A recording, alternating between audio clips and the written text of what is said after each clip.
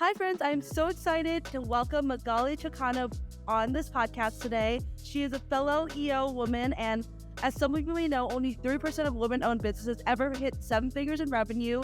And her story is especially amazing because she started her company during the Great Recession in 2008, and she scaled it to 7 figures in revenue in just 3 years by bootstrapping the business, which is insane because it's hard enough for businesses to start in a normal economy, but for it to start in that type of economy and to not take outside investors and still be able to not just survive but thrive is absolutely amazing. And whenever I meet EO women, I always love hearing their amazing stories of how they overcame these challenges and their tenacity and grit. So I'm excited to hear yours. Like, let's start from the beginning, right? 2008. That was an interesting time to start a business. So what sparked it? Were you, was it like a passion thing, or did you get laid off, or? So actually it was, I was in advertising, and it was the summer of 2008. So it was right before sort of everything fell apart. And I was bold enough to think that I could actually do something on my own. I had 2 daughters and was kind of tired of traveling so much, to be honest, for work. And so I decided that I wanted to get into the technology space. And I knew that no one was going to hire me because I knew nothing about it. So the only way to do it was to do it myself. So I started really as a web development company. And soon after, Steve Jobs opened up the SDK to build apps outside of Apple. And I just kind of boldly was like, okay, well, that's what I'm going to do next. And so I started building apps for, just small companies around my area where I live. And that didn't work out that well either. Of course, that's when everything kind of like fell apart, right? In October of 2008. And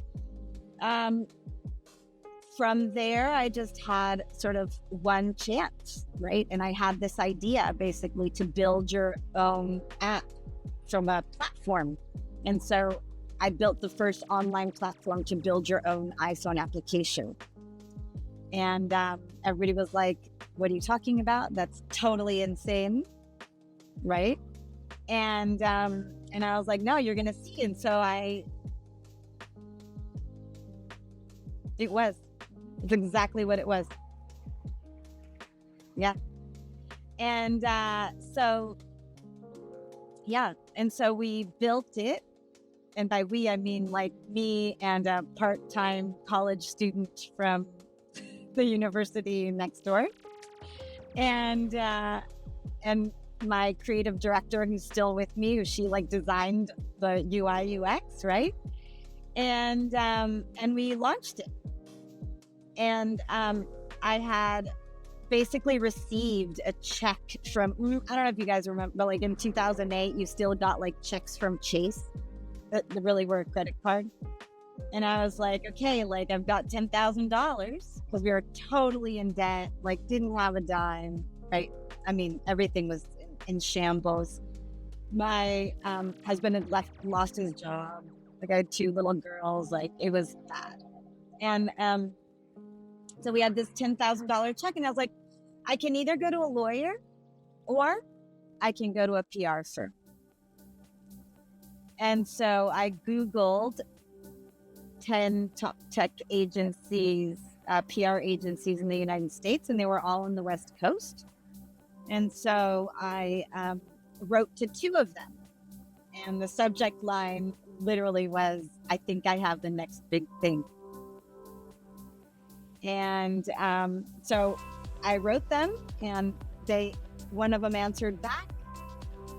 And he said, do you know how PR works? And I was like, not really. And he's like, well, look, there's the top tier, right? There's second tier, third tier. And he's like, if you get one top tier hit, it doesn't mean they're going to write, but then from the second tier and third tier, more people will write. And I was like, oh, awesome. And like, that sounds great. And so anyway, we sent the PR release, and the next day my PR agent was like, oh my God, you won't believe it. I was like, what? She was like, "Yeah, are you sitting down?" I was like, "Yeah, I'm sitting down." She's like, "You got 12 top tier hits from like Time Magazine, New York Times, Oprah Magazine, Entrepreneur, Fast Company, all of them, ABC News, everywhere." And she was like, "Get ready. We're going to New York." And that was it. Yeah. And it took my business from 0 to 100 overnight. That's like the resourcefulness, right? And that's, I think, a great lesson in entrepreneurship. And so to give, so this podcast point of it is like, who was that person that we were when we first started, and how can we light the way for them? And I think that's a great lesson in that. Like I always say, it's never a lack of resources, it's a lack of resourcefulness. And that story is a clear example of that, where you didn't know what you were doing, but you went out and got it and got creative about that. And I saw another thing in your bio. I'd love for you to share that story about the t-shirts and like how you started selling t-shirts. Another great example of the resourcefulness in tough times and overcoming challenges. Yeah. Yeah, I mean, actually, in 2000, it'll be 4 years in a couple of weeks, but my building caught on fire, where I had my business, and it was February 28th of 2020, and it catches on fire. We lose everything. It was a Friday morning, and by Monday morning, we had rebuilt basically everything, right? So my team was back in a space. It was a total loss. My building was a total loss, but like San Antonio was where I live, like really came to my aid, and they helped me a ton. And so 2 weeks later, COVID happened. Right? So I had been paralyzed in a way, and not even paralyzed, because I never stopped, right? But it's like I had been struck with like a really devastating loss 2 weeks prior. And then suddenly everybody else was in this like panic and so I didn't know what to do. I didn't know how to help. And a lot of my friends owned service, like restaurants or, gyms and they were like, please buy gift cards. And I was like, well, I can't alone buy enough gift cards to help anyone. And so, so basically then at that point, what happened was I had the idea of designing these t-shirts called In This Together. And it was called, I bought the domain In This Together, and we created these t-shirts, and we set up a website overnight. And I literally put on the t-shirt, posted the first thing. And the idea was if you buy the t-shirt, $25, 100% of the proceeds will go to helping small business in need. And so I thought, okay, well, like if I sell $5,000 worth of t-shirts, like that's awesome. And 8 weeks later, we sold $130,000 worth of t-shirts, which we then gave as grants to like small businesses all over, buying gift cards. And then those gift cards we would donate to nonprofits. Yeah. And it was awesome. I love that. And then I won a $50,000. Yeah, no, it was great. And then I won this prize for $50,000 because of that campaign that we also donated to a nonprofit. So yeah, it was great. It was awesome. Yeah, exactly. Yeah. And it's just, I don't know, have you ever read or heard of the book, The Go-Giver? No? It's a book that a good friend of mine gave to me and recommended, but what you did is what you did is exactly that like concept. So it's basically like the more you give and the more you just focus on how you can help others and uplift others, that's when the success comes to you full circle. And I think it's like almost every successful person I personally know and have met through EO and in my circles and my clients. I'm in commercial real estate, so most of my clients are investors and entrepreneurs and that are highly successful.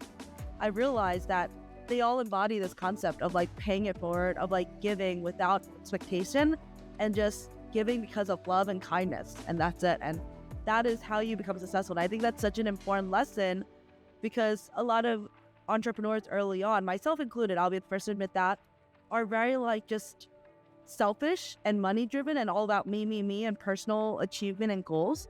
But the people who really like thrive and who don't just survive and do the bare minimum, or who don't just get by with their business, the ones who really like thrive and really scale their business, it's because they do what you did. It's because they actually like gave back, where they focused outward instead of inward. So I really like that story. It's amazing. And it's like such a great lesson in business. Thank you.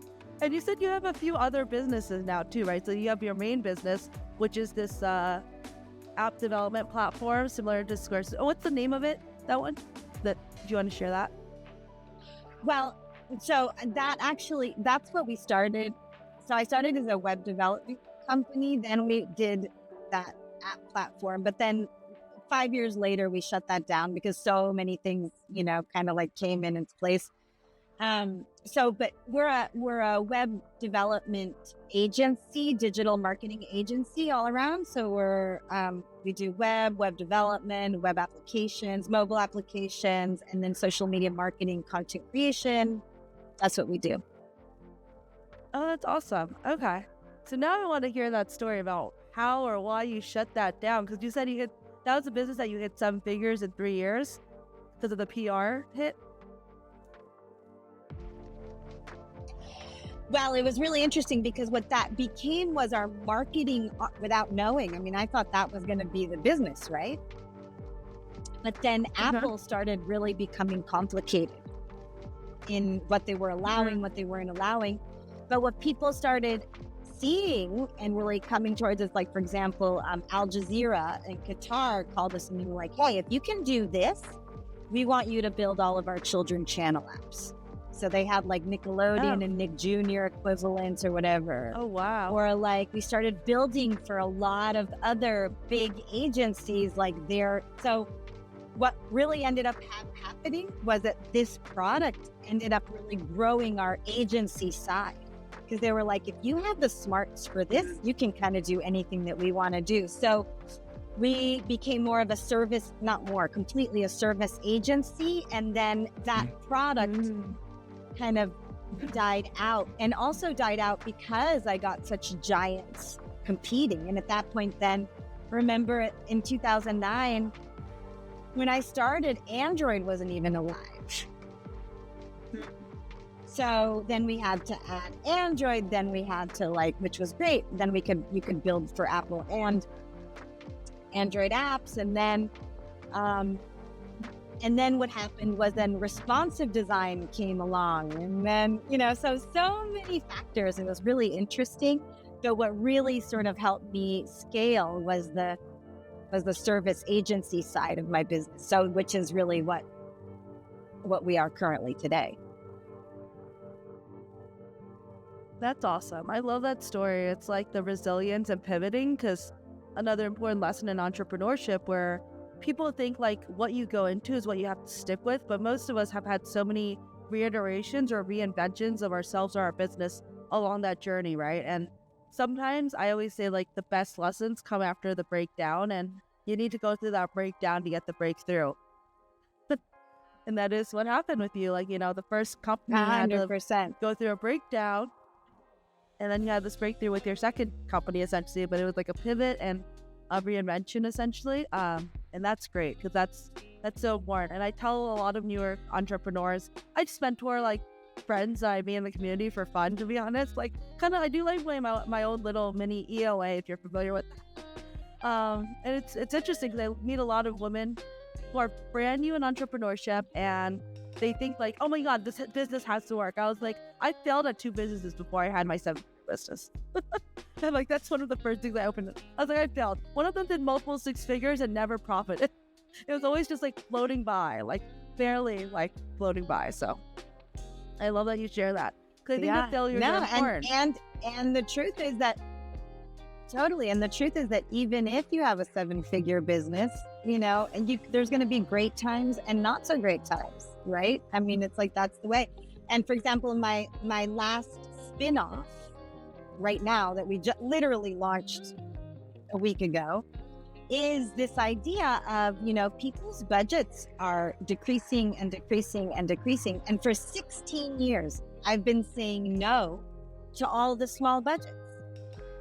And so we created a product basically that now I'm going to be able to service these smaller clients, you know? Yeah. That's great. Yeah. And it's just, again, like pivoting to and adapting and adjusting to meet demand.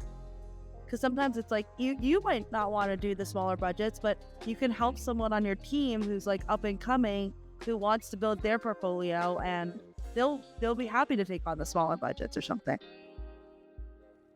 Yeah. I call it relentless reinvention. It's great. That's such an important part of entrepreneurship, is that reinvention, and that just like, I love that. I like that term, relentless reinvention. Yeah, it's all about the resilience in that. And I think most, because a lot of people wonder, like, what's the difference between those who thrive and those who fail? Like, the failure rate in business is so high, whereas the women and the people in general who reach 7 figures in revenue is so low. And what's the big differentiator? And the pattern I've noticed from my clients, from my friends, from EO, is that kind of resilience, that tenacity, and that willingness to adapt, pivot, and to take action, right? Like what you did. You're like, hey, I could sit around, or I could go find a PR firm, or I could go sell some t-shirts and design it. And that's so awesome that you did those things. I think it's interesting. It's the hunger. No, it's the hunger. It's like you have no other choice. And so that's really ultimately, in my eyes, I'm like, so I don't have another choice. So either I do nothing or I try something else, right? It's like, that's all I have. So. Yeah, that's a great concept that they talk about actually in Think and Grow Rich. They call it burn the boats. And I've lived by the same thing, which is like, you burn the boats. You don't, there's no other choice. There's only the get to your goal, and that's it. And I think too many people give themselves a plan B or plan C, or if this doesn't work out, I'll do this. But if you give yourself that plan B or plan C, you're gonna just like default to that. You're gonna be like, it's okay if it doesn't work out. And you'll make excuses like, oh, it's fine, it didn't work out, but it's for the best. It's not for the best. It's because you gave up. And you weren't solution oriented, right? So I agree with that wholeheartedly. Yeah, like when I applied to when my first job out of college, there's 600 applicants, 5 positions, less than 1% chance, 3 rounds of interviews. All my friends applied to like 3 to 5 jobs. I was like, I'm gonna apply to 1 job, and they're like, what? And I was like, I only want this one. And they're like, that's not very like smart. And I was like, it is. I was like, I'll make it work. Because the interview process started in the fall of my senior year of college, and like it was 3 rounds. It was a very competitive job. And so what I did, again, like what you did, going out and being proactive and resourceful, right? So I was president of the real estate club for that last year of my senior year. I found I wanted to work for CBRE. It's the world's largest commercial real estate firm, and so I know CBRE. My daughter just did an internship there. Oh, that's awesome! Yeah, so it's the world's largest commercial real estate firm. It's the only one that had a salaried graduate trainee program. And I wanted to go into brokerage, but I didn't want to jump straight into commission. And so I was like, I'm going there. I'm going to figure it out. And so I dug up the head of HR, their HR manager. I invited him to come speak because I was president of Real Estate Club. I'm like, hey, I'm at college, president of Real Estate Club. Can you come speak about career opportunities? And so I knew him by the time I was interviewing with him. Like, so I was like, I cold called him. That is rock star. Dude, that's rock star move. Like, that's like how you do it, right? People are like, how did you do it? I was that's like, awesome. I was competing with people that are like Ivy Leagues, like top, like I went to CUNY, like in New York, like a public college. I was like, there's Ivy League people competing with me. But I was like, you know what? One thing I do know, my parents are, my mom's in real estate, my dad's a CFP. I mean, we came up from nothing, but network is your net worth, right? And so I was like, you know what? I'm just gonna go out there and get it. I'm gonna be like, hey, I'm gonna meet the HR manager before he interviews me. I'm gonna meet the manager that's gonna. So I actually put a panel together of like 4 people, and 2 of them were from CBRE. One was like the HR manager, and one was the manager of the associates. That's awesome. That's so funny. Yeah. I love that you talk about network because, I I'm from Spain originally, and I, have done that's so awesome. a gazillion different things.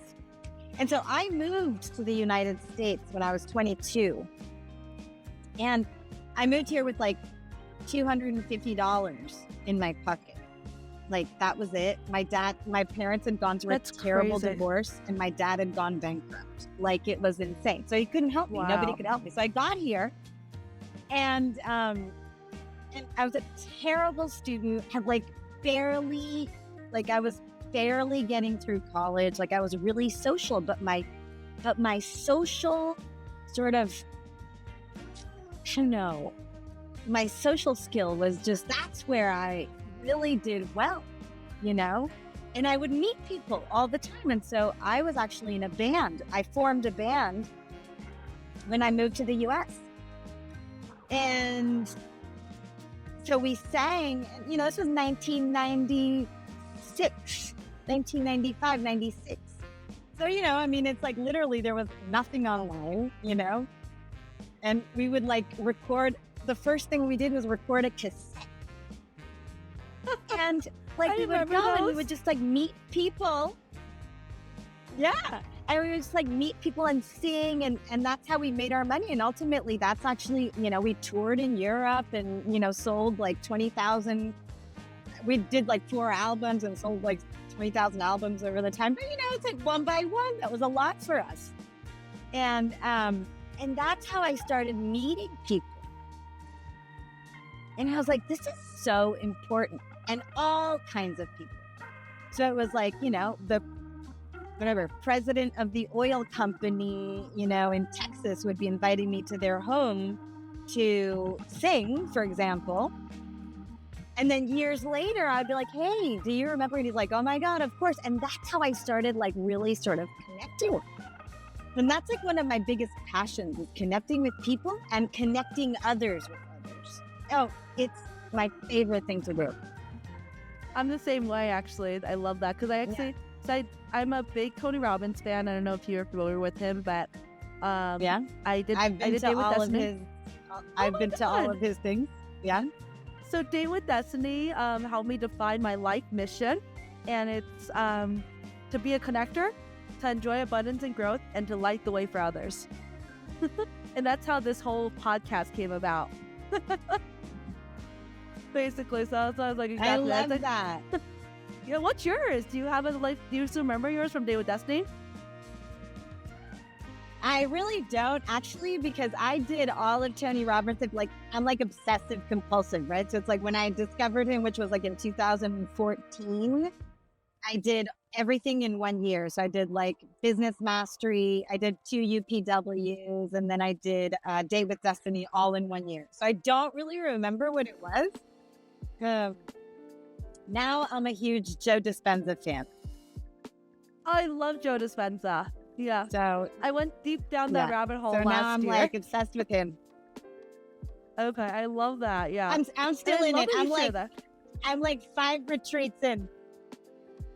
I need to go to one. I haven't gone to in-person and retreat. I've heard so many good things from so many EO members that I've met at conferences. And I was like, I need to go. Do you know Hazel Ortega? She's a big Tony Robbins fan. Yes, of course. I know Hazel. I love her. Yeah. Hazel's a good friend of mine. And she's and I was like, I need to go with you. She's always going to these. And I was like, it's amazing. And I think, again, that's another important lesson in entrepreneurship, where it's you got to invest in yourself. You got to invest in the personal growth. You got to invest in that personal development. It's going to be the best ROI ever. And people think that you can just build a business, period. But they think you can build a 6-7 figure business with just your business, right? No, the most important thing is what goes on between here. What's in your head is what's the most important thing. And if you don't invest that time, energy, money into your mindset and getting over those limiting beliefs and getting over all that, all the things that are wrong, because we all have them. We all have the traumas. We all have the things that have caused us to honestly be pretty fucked up in some ways. I'll be the person to admit that. When I started this journey, I was not the greatest person. and then doing the Tony Robbins programs, doing being a part of EO really helped me become a better person. And that's when my business really thrived, when I became a better person inside. So I love that you share that. And the Well, Jonas and I Benza think thing too. that's huge. I believe that. Yeah, I believe 100% in what you're saying. 1,000%. I'm a massive seeker of self. Of understanding myself, and I have been for 20 years. I've been on this like journey of like figuring myself out for 20 years, and I'm still not there. I'm still like, and the interesting thing about it is that there is no end, right? Yeah, there's no end. It's a continuous really all growth it process. is a journey to find, and it's a journey to find tools. And what I say always is this journey, the only thing, because everybody's like, Allie, like, why do you continue? I'm like, because it's like going to the gym. The minute you stop going to the gym, right, you're not going to have muscles anymore. Like, you're just not, right? So it's like, this is the same thing. And also, all this does, it's like the gym and muscle memory, right? So if I stop going to the gym for 3 weeks, once I grab the, again and start lifting again, my muscle will come back a lot faster. So what I love about self-help and self-growth and understanding myself is that these tools allow me a shorter time of recovery. It doesn't mean that I'm not going to fuck up every time. I fuck up all the time. It's just that it's a shorter time frame for recovery. But it gives me a shorter time for recovery because I know what tool to use. And I think that's what, maybe not everybody understands. It's not like there's no cure for your fucking brain. Unfortunately, like I wish there was. But it's more like, no, okay, like I get it, I understand what I'm going through. What do I need? Got it. Okay, let's go. Yeah. Right? Play. Exactly. It's funny you say that. Like, I use the exact same analogy. I say training your mind is like training your body. Like, you have to do it consistently. And it's like, if you stop going to the gym, you're not gonna stay in shape. And I always say, like, also the same note, I was like, do you expect to get 6-pack abs with like one gym session? No. So why do you expect that you could go to one conference or read one book or like, watch one video, you're gonna like change your whole mindset? It's like, you don't expect that when it comes to your physical growth and development, but you expect that when it's mental. I was like, it's a consistent thing. And that's why I'm such a big believer in like, there's all these masterminds now and a lot of them are paid, but it's like, they're so worth it. It's the best ROI. People are like, oh, that's a scam, blah, blah. Like, no, these people are trying to help you because they've been through it and they know what it's like. And they know that the most important thing is your mindset. So, and it's that consistency too. And they're also business owners. So Yes. they're making money. Yes, of course. Right? Yeah, It's exactly. Yeah, it's okay. Like it's part of it. It's right? a value exchange. And like I always tell people, I was like, people are like, what should I invest in, right? Because I'm a real estate investor. I have 100,000 square foot portfolio, and like you, I'm a immigrant success story, American dream. Like my family came here with 5,000. I was born in the U.S. My parents came here with $5,000. Fast forward today, our portfolio is over $20 million. And people are like, oh, you like, what do you invest in? You have stocks, you have real estate, you have all this stuff. And I was like, the best investment when you're at your point, because most of these people are brand new to business or investing. I was like, invest in yourself. And they're like, what? I was like, go to a Tony Robbins seminar and invest in yourself. I was like, the best ROI I've gotten, probably like 100 or 1,000% was like Date with Destiny, right? Like it's a $5,000 program.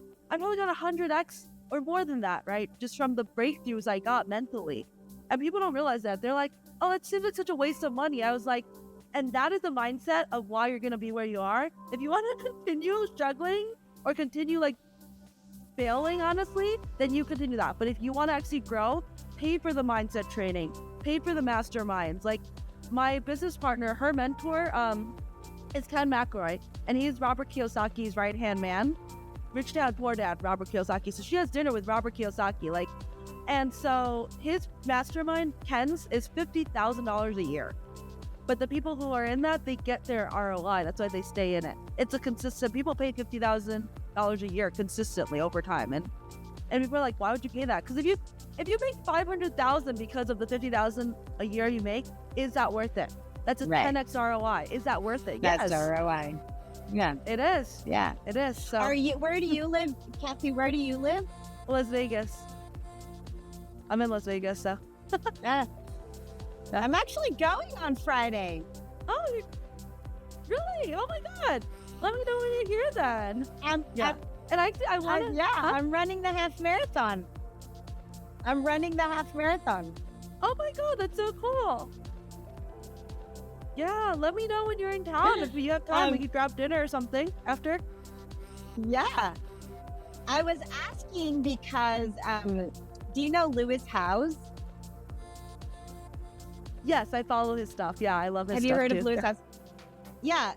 So I went to his summit in September. I loved it. And then I'm going, and it's in LA in September again. You should, if you haven't been, they're fantastic as well. Ooh, I'll check. Yeah, I'm planning a conference in September we're targeting 1,000 women in real estate because all the real estate conferences are run by, I call it male, pale, and stale. And so all these real estate conferences are run by like old white guys, right? And so there's no one that's like I'm the child of first generation immigrants. My business partner is a child of first generation immigrants as well. We both scaled to 8-figure real estate portfolios and 7-figure businesses and multiple 6-figure businesses as well. And there's just no one like us on these stages or hosting these conferences. And we've gotten so many women that have come up to us and are like, you're such an inspiration. Thank you. Can you I want you to share your story more. And so it's actually one of this lady that she started by attending our local events, and she's like a conference junkie and personal growth junkie, and she's like me. And so she's like, hey, I attend all these national conferences. I've attended your local events. I get more value out of your local events than I do out of these national conferences. Why don't you guys do something bigger? And I was like, time. And she's like, I will spearhead this. I'll volunteer to help you because I want your message to go out to the world. And I was like, I wouldn't want you to volunteer. You're gonna take a percentage of ticket sales, first of all, but I will take you up on the offer to help spearhead. So yeah, that's basically awesome. we're doing that. Yeah, that's so cool. That's actually something that's so I live in San Antonio, and I started my little kind of on the side, right? With the thing, just on the side doing real estate. And then about a year and a half ago, finally I was just so many people were like, Magaly, I want to get into the San Antonio market, blah, blah, but I don't know how. I mean, I'm talking about smaller investments, right? So I got I put together $1 million, and we went off and we started doing little things, and it's such a passion project for me. I love it so much, and but we're very specific in historic. We sort of mid, just smaller, but historic areas in which we're gonna stay with it for a couple of years, and then we're gonna sell it, and just kind of making San Antonio a lot better, in the sense that we don't want to flip poorly. We want to make sure that it's consistent with what it is, and it's so much fun. I love it, and it's a great thing to do on the side, in small, right? Yeah. So you do fix and flips primarily? So we buy, either we don't flip them right away, we keep them, and it's depends on where we have them and what we want to do, and if we have a great renter for a while, we'll keep them for years, or not, or we'll sell them. But yeah. So how long have you been investing in real estate? Woo. I would say I started when 2007. Uh-huh. Oh wow, so very long time then. So you started even before you started your business. Yeah, but yes, because San Antonio was such a big market, and so we did it little. And that's smart, honestly. Most people don't realize that you should start small. My first condos I picked up were 70 grand, 60, 70 grand. They were really, they're cheapos. And then one of the best ways to start also, I say, is house hacking. I house hacked throughout my 20s. And so I bought a 4-bedroom house, lived in one of the bedrooms, rented out 3 bedrooms to girlfriends. So it was a fun party house. So not really, I wasn't that much of a partier, but it's a fun living with girlfriends. And then I got more than 3/4 of my mortgage covered. And so it was really fun to do that. And that's how I had the capital. I bootstrapped my businesses too.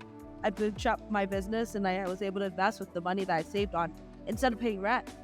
And I built equity at the same time. So it's like a win-win all around. Like I have over 300,000 equity. It's a win-win. Yeah. I love that. So you said, because I remember you mentioned that earlier. That's what we've done even in our homes. Mm-hmm. Even in our homes, like every time we moved somewhere, like we always moved to places that we had to recoup. So the first house that we moved to, we sold like 5 times the amount what we had bought it for. That's amazing. 5 times is a huge return. In San Antonio? Huge. It was in 12, it was like in 12 years.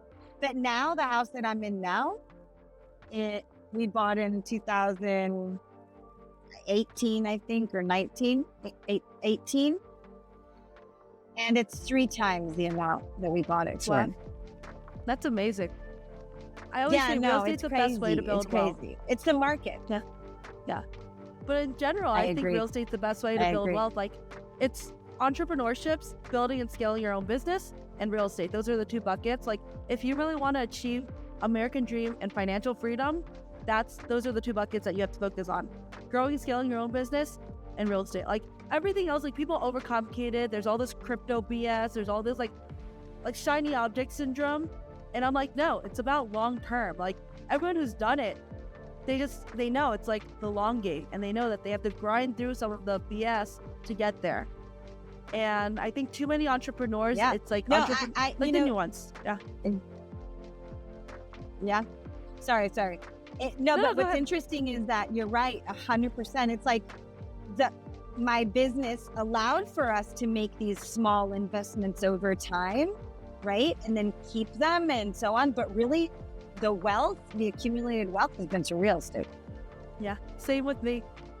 I was like, the cash flow is like, nominal on this, like, the business side and stuff, and the equity is gradual, but then on the real estate, it's been exponential. So similar situation where, there's one property we bought for about $3 million years ago, and now it's worth over like $12 million. So it's like $9 million in equity gain. Cause it's 11 buildings in one property. But like over time we scaled it, we leased it up, we did capital improvements, and now it's like, boom, that's how you build wealth. But it was also over a span of 12 years or so, like 10, 12 years that like all that happened. Yeah, people think it's like this overnight. It's like, I always joke, it's like, it takes 10 years to become an overnight success. It's like, there's no such thing as an overnight success. Well, and that's why I don't like flipping. And that's why I don't like flipping. I don't like flipping. Okay, I'm glad you don't, because I thought you were flipping, and I was like, do you flip? I was like, okay. Okay, great. That's good to know. No, I don't like flipping either. Yeah. I keep now that I have investors, I had to kind of like have a mid-range. I was like, guys, if we're going to do it, we're not going to leave this place for another like 3 years. So at least 3 years. I don't want to, like, that's already flipping for me. That's like, I want to keep it for as long as we can. Yeah.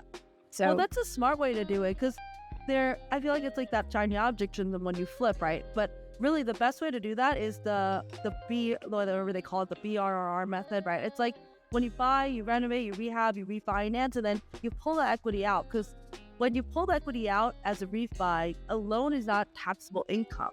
A loan, you pay the interest rate.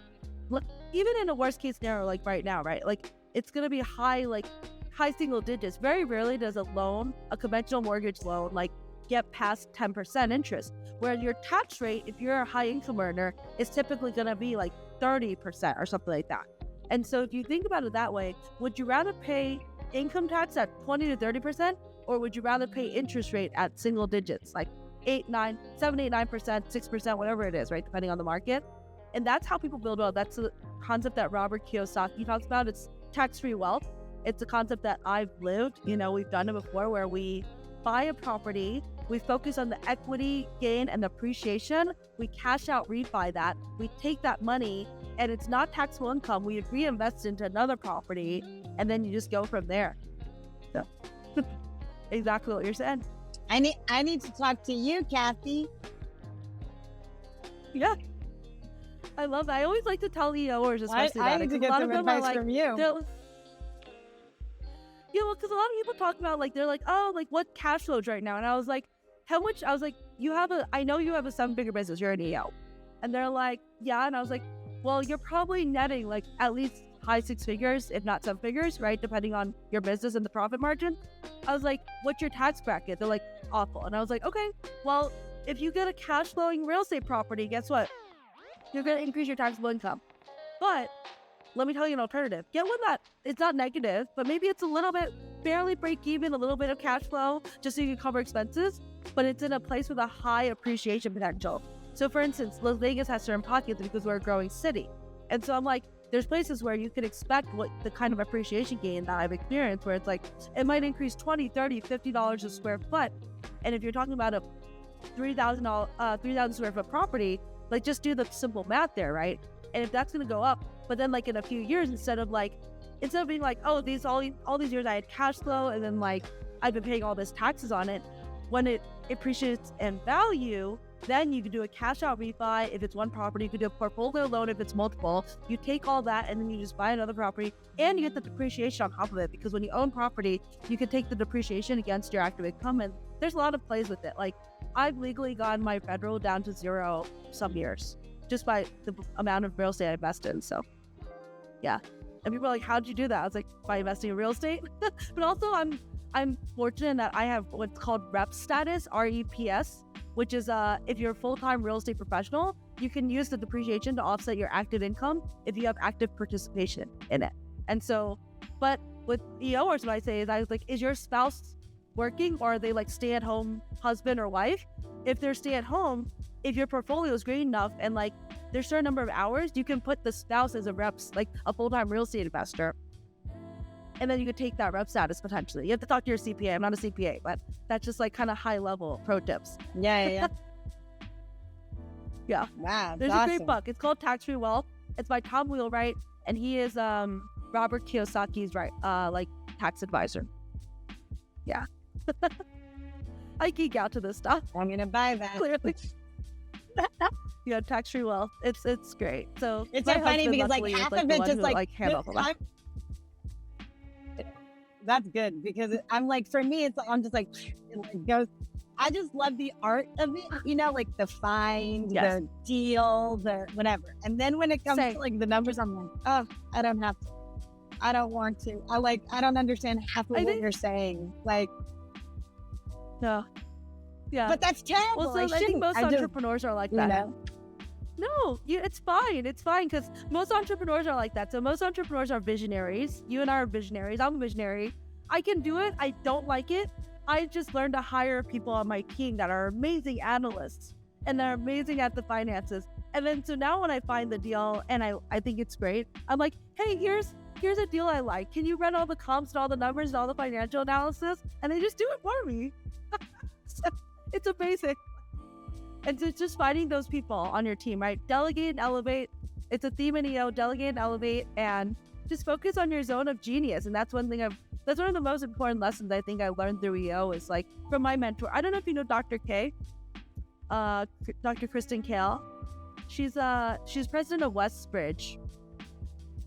So she's a good friend and a mentor that I met through EO. And that's, she taught me about the zone of genius essentially, and different swim lanes in business, and how I should just stay in my swim lane and not do all the things that I hate and I'm not good at.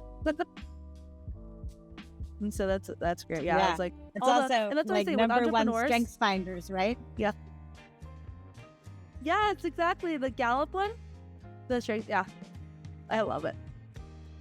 Yeah. I always say with entrepreneurs, it's like, you know, if you're looking to invest in real estate, like, find a professional that knows how to run the numbers. Because I've been in the consumer's perspective. Like, now I own brokerage firms, and a big part of why I own brokerage firms is to solve the problem I had, which is, as an investor, I couldn't find agents that knew how to run the numbers for me. And I'm like, aren't you my buyer rep? Like, shouldn't you know how to run these numbers for me? Like, you know, you're gonna make a commission off of me buying the property. Like, figure, you know, like, and they didn't know how to do it. And so my brokerage firm, I do trainings where I educate them, and I'm like, and there's agents on my team that are good at, not everyone, but there's certain agents that are good at numbers. And I'll be like, this is how you do it. I know how to do it. I just hate doing it. But if you like doing it, I'll refer all of my investor friends to you because I don't want to do it, and neither do they. Like, so that's what I've learned. Like, it's like I always say, you go into business to make money, you'll get problems. You go into business to solve problems, you'll make money. That's a good one. Yeah, and it's true. I think everyone I've talked to from EO can attest to that. Yeah, like you solved a problem, right? You solved a problem, and that's how you thrive because you notice gaps in the market, and you did that. And you're like, oh, okay, like I noticed this shortcoming. I noticed this like thing that I can solve the problem of. It wasn't necessarily like I'm gonna go into this to make my a own ton of money. frustration. Yes, exactly. Yeah. And I want to ask you, I want to go back to that. So you had mentioned, I was like, I'm surprised you didn't think of this hook because I was like, that's crazy. You came to America with $250 as a first generation immigrant, and then you built everything you had today. That's like the most amazing hook. I was like, wow. So that's like so brave. I think like my parents, came here. I was born here luckily, but I just feel like it's so brave of people to like just pick up everything and like drop their life and start over from scratch. So what like prompted you or motivated you to do that? Well, I mean, I was 22, right? So, I mean, I don't think that I had any, I mean, to be quite honest, it was a mixture of sort of, ignorance, right? Ignorance is bliss. Like you don't know what you're getting into. Adventure. I'm very adventurous. I didn't really have any options in Madrid, any options that I thought were like good for me.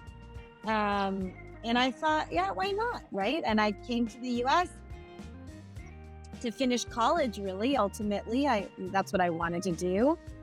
And when I got here, I landed in San Antonio, in Texas, in 1995 for the first time. And it was like from Madrid. So I can't even tell you the comparison. It was kind of like going from New York City to, I don't know, like the town this big that had nothing to offer, really, I mean, at 22, like that was hard. I mean, I always say, like, luckily I was old enough to actually drink legally, to go out, And yeah, I mean, I think it was just that, like the ignorance of sort of like trying to start anew and seeing what it was, and sort of the image that I had of the US that most people have outside of the US, right? You're like, oh my God, it's the land of opportunity. Like if anything works, it'll work there. And what I must say, what was true, and keeps on and continues to be true, is that it is the land of opportunity.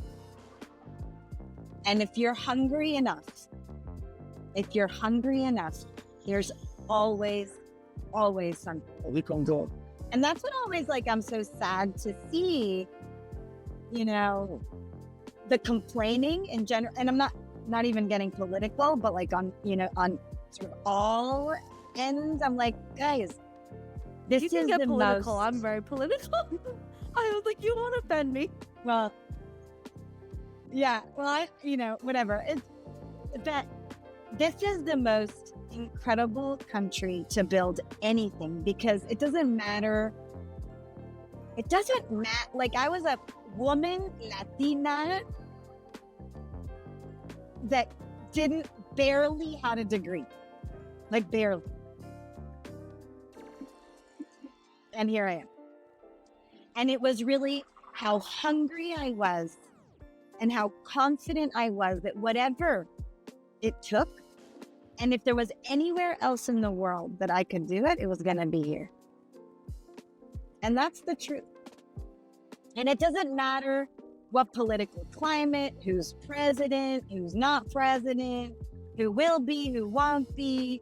It doesn't matter. What matters is that there's people believing you here. And there's always somebody to buy something from you. And as long as you're honest and you're hardworking, like, You can do anything. Look, I went from being a musician and did really well. I'm talking about really well, like I could pay rent and, do my everyday things. To then I recruited students for a university, met the president of the university, and then he sent me and my husband to run an art school in the south of France for 2 years. Did that. Then came back and I was a producer in the largest U.S. Hispanic agency in the U.S. for 4 years. Then I decided to do the web, my company now. You can do anything. And that's not true for relentless reinvention. Relentless. And I've had really bad times. Horrified. Even with 7 figures. 7-figure businesses don't really matter. Because you can be spending more, you can be,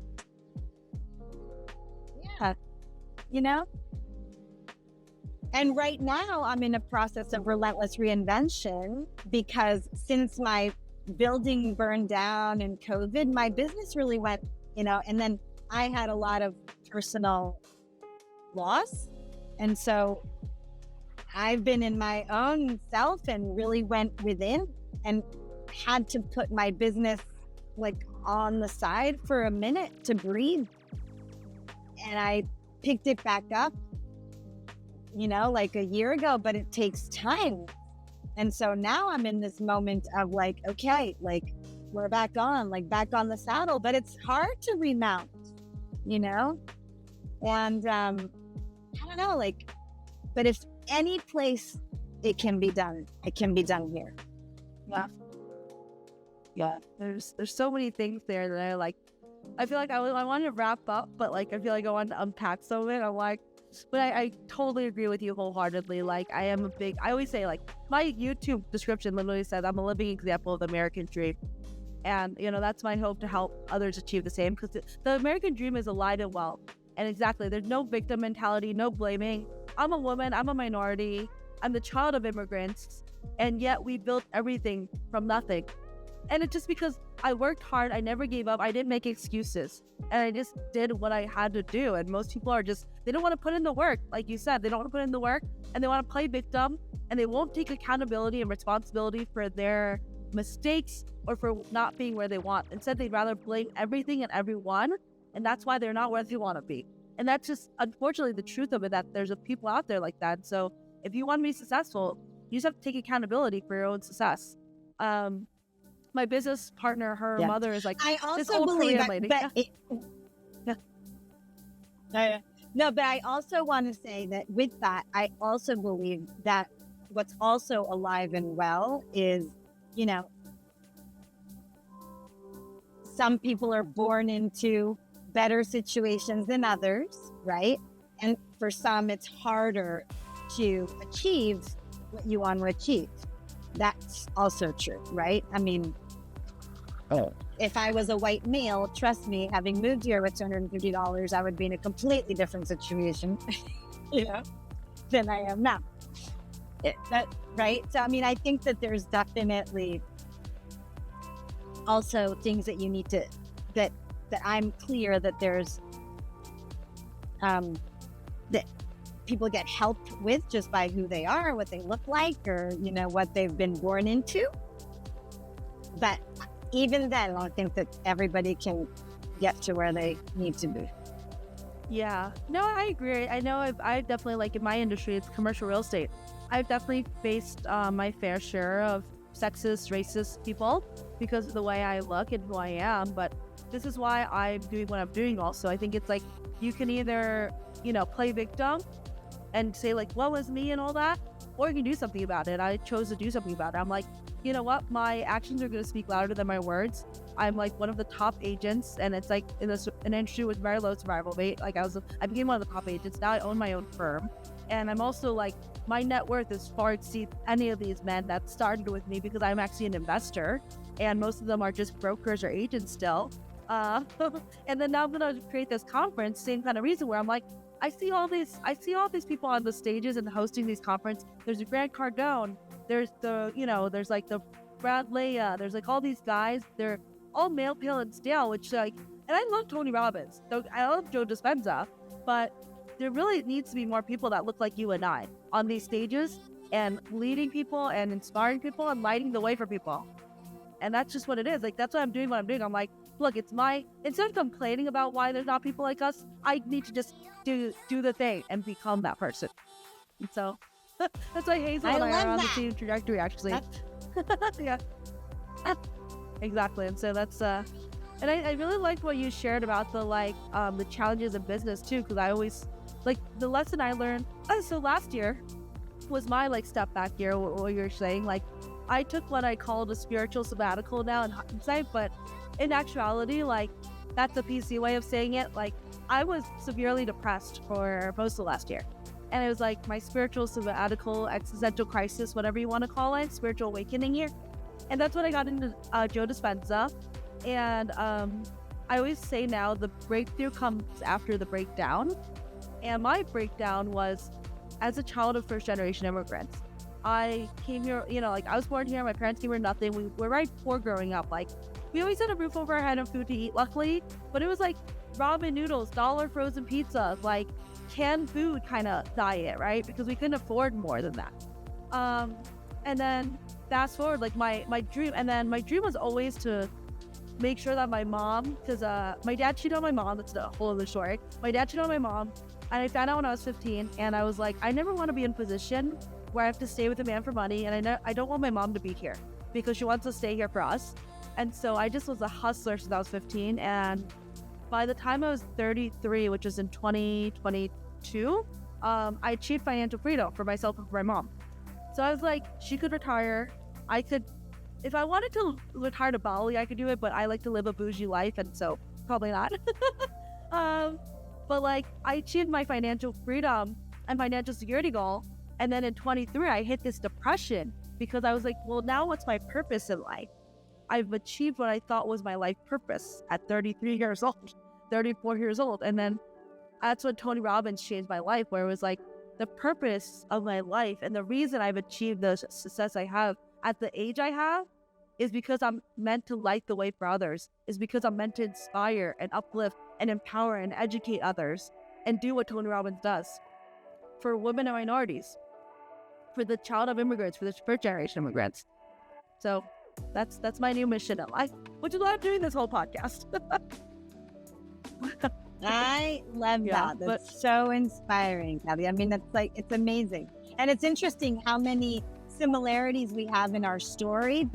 So my dad also cheated on my mom also when I was 15. Also, it was sort of the thing like, I will never depend on a man. Never. But what's interesting differently than me is that I didn't grow up here, and we lived a very bougie life.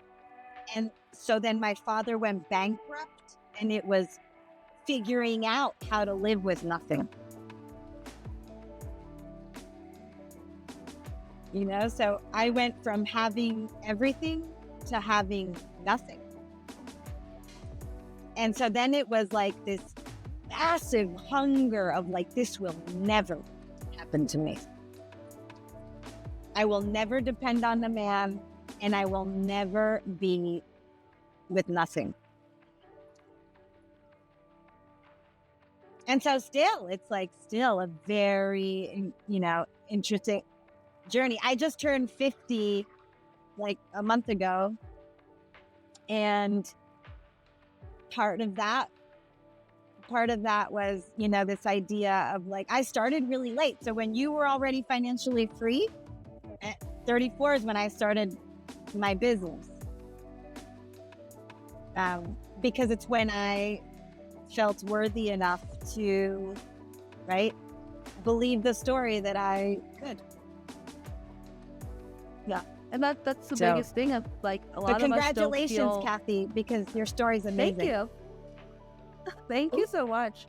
And but that's the thing though. I think it's just like, I'm not anything like, I would say like, everyone's special and they're unique in their own way, but at the same time, like, we're all just human. Like, I'm like imperfect. I'm like, people are always like, oh, how are you so successful at your age, right? And ooh, and then I'm like, I just worked hard and I had the desire and the faith to do what I wanted to do.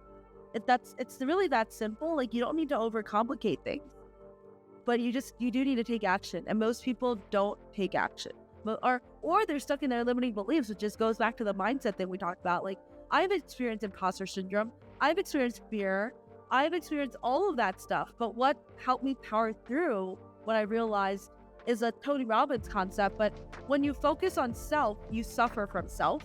But when you focus on serving and you're more selfless, that is when you stop suffering from self. That is when all that fear and anxiety dissipates, because it's not about, will I look stupid? Will I sound stupid? Will people judge me? No, it's about, how can I help this person? Will what I'm sharing or doing for this person help make a difference in their lives? Will it empower them to bring their lives to the next level, to solve their own problems, to achieve their goals and dreams, and to go after? That's what I was like, people are like, how are you so confident, like public speaking? And I'm like, it's because I never think about me. I think about the audience and who I'm helping. And I say, you just do 3 things: add value, care the most, and solve problems. Business and in life. No. Thank you. Well, I don't know if you have any final pieces of advice for new and aspiring entrepreneurs, but if you do, I'd love to hear it. And then, like, thank you for making time to connect and share your insights and your story. No, I love it, Kathy. Thank you, above all, to have this place where we can really talk. I mean, it's wonderful. It's really wonderful. And because you took the first step, that's why you're here, and I get to be here too. And yeah, I would say really nothing more than take the first step. That is all it takes. Be in the now, be present, like take the first step. We don't know what's going to happen in the future. We can't predict a million things. There is no perfect moment or perfect thing or perfect anything. It doesn't exist. All we have is now. Just do it. Yeah, I love that. I would say, like, if you can get it done now, don't wait till tomorrow. Get it done today, don't wait till tomorrow.